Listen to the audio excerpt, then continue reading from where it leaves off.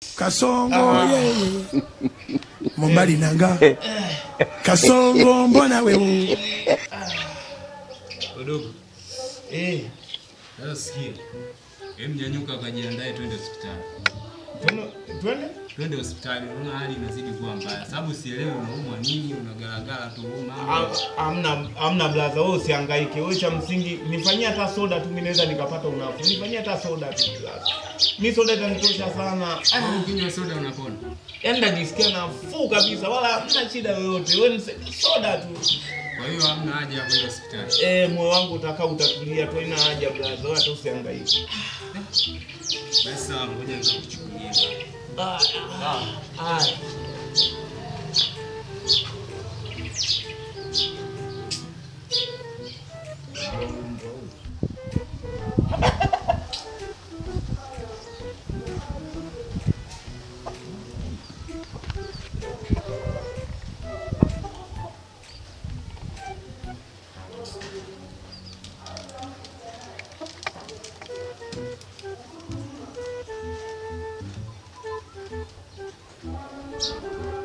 Kaka, nakuja.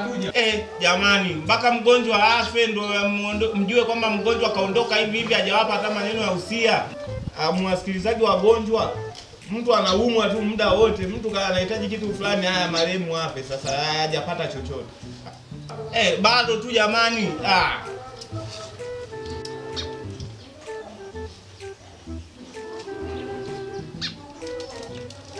Kaka, nakuja. Haya sasa, Mungu naona Israeli namuona huyu hapa. Mbona utokei? Nakuja, nilikuwa nafungua friji. Friji mwaka mzima, hilo friji lina makufuli. Hii hapa. Asante bwana. Hebu nisikie kidogo. Ninyanyue basi, ninyanyue. Mkao wa kunywa soda.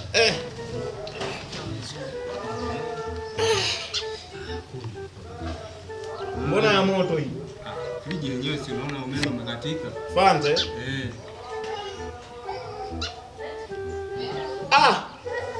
Blaza, unaniwekea mimi maji skola blaza. Mbona nyie jamani amwapendi wagonjwa hivi kweli mimi wakunipa maji skola blaza? Basi mimi nakufa sasa. Ngoja kwanza. Mimi nakufa. Shida yako si soda. Hiyo ni nini? Maji skola. Kwa hiyo kumbe wewe hauumwi ila una shida na soda. Basi mimi nakufa sasa, utajua mwenyewe. Ngoja kwanza. Kwa hiyo wewe shida yako yani wewe ni soda. Sasa mimi wakunipa kweli maji skola yao. Wewe mkana. Wewe